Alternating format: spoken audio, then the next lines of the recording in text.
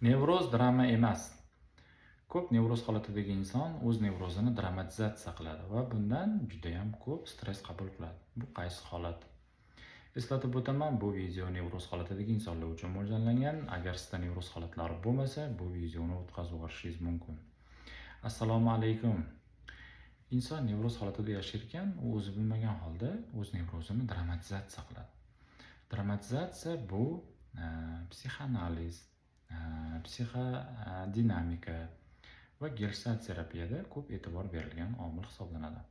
Hozirgi zamonaviy psixoterapiya, masalan, kognitiv-поведенческий terapiyada dramatizatsiya emas, u o'zgartirilib katastrofizatsiya sifatida qabul qilingan va e'tibor berilgan holat hisoblanadi. Inson nevroz holatida yashar ekan, o'z nevrozini dramaga aylantirib, ya'ni bu holat juda ham yomon. Bu holatdan chiqib bo'lmaydi. Bu holatda yechimi yo'q. Bu holat juda ham kuchli va juda ham men kuchsizman. Bu holatda yengib bo'lmaydi. Uni davosi umuman yo'q.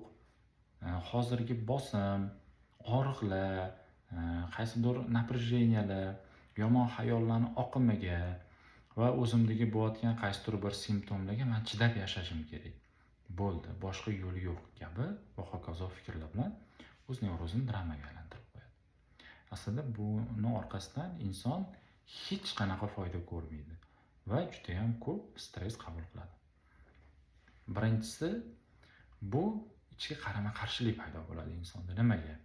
Inson aytib o'tganimdek, bu simptomlarga, bu holatlarga, bu xayollarga, bu hozirgi o'zimdagi bo'layotgan o'zgarishlarga, men bu qo'rquv vahimalarga chidab yurishim kerak. Uni davosi yo'q. Chunki bu juda ham yomon kabi fikr.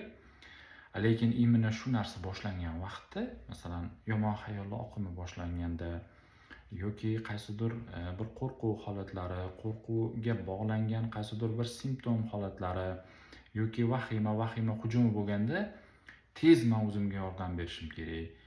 Tez qaysidir chora tadbirini ko'rishim kerak, tez bu holatdan chiqib ketishim kerak, tez bu holatni yo'qotishim kerak kabi fikrlar paydo bo'ladi. Mana bu insonda ikki xil fikrligi uchun insonda ichki qarama-qarshilikni keltirib chiqaradi. Bu qarama-qarshilikning orqasidan inson ko'p stress qabul qilishni boshlaydi. Ikkinchisi, dramatizatsiya ko'p holatlarda insonda pessimizm hosil bo'ladi. Ya'ni men kuchsizman, nevrozim kuchli, men pastdaman, u balandda. Uni eplab bo'lmaydi. Men hech narsa qila olmayman. Men juda kuchsizman. Men epla olmayman bu holatda. Hamma qiladi, men qila olmayman. Hamma biladi, men bilmayman. Kabi fikrlarni, ya'ni pessimizm paydo bo'lishiga ham juda ko'p turtki beradi. Pessimizm qabul qilingan joyda yana insonda ichki qarama-qarshilik bo'ladi. Men qilishim kerak, men bilishim kerak kabi fikrlar bilan men qila olmayman, men kuchsizman kabi fikrlar yana bir-biri bilan chiqishmaydi va insonda yana ichki qarama-qarshilik paydo bo'ladi. Bundan inson yana stress darajasini qabul qiladi. Uchinchisi, bu eng kerakli, biz eshitishimiz kerak bo'lgan omil, ko'p inson drama holati, ya'ni nevroz holatini dramaga aylantirgan, dramatizatsiya holatidagi inson aniq yo'nalish ololmay qoladi. Ya'ni nima qilsam ekan? Nevrozim juda ham kuchli, uni eplab bo'lmaydi, uni davosi yo'q. Endi men nima qilaman? Endi men qayerga boraman? Men nima qilishim mumkin? Значит, men hech narsa qila olmayman. Chunki bu juda ham kuchli. Falon joyda o'qidim, qaysidir internetda uni davosi yo'q ekan. Falon bir gruppaga kirdim, qaysidir bir Telegram gruppalarga kirdim.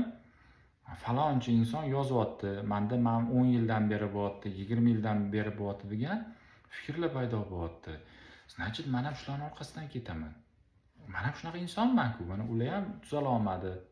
Men ham tuzala olmayman. Bo'ldi. Buni aniq yo'li yo'q kabi aniq bir yo'nalishni yo'qotib qo'yadi. Mana bu ham insondan ichki bir tomondan buni hal qilishim kerak, bundan chiqishim kerak, buni men yo'qotishim kerak o'zimdan, buni davolashim kerak degan fikr bir tomondan qanaqa qilib, ya'ni aniq yo'li yo'q-ku buni. Men ichqatga bora olmayman kabi fikr bir-biriga qarama-qarshi bo'lib, yana stress holatlari paydo bo'ladi. Inson aytib o'tganimdek, dramatizatsiya holatidan hech qanaqa foyda olmaydi. Ayniqsa nevroz holatida ko'p stress darajasida qabul qilinadi.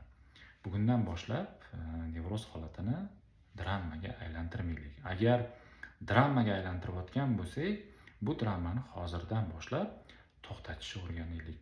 Sog' salomatlik tilayman.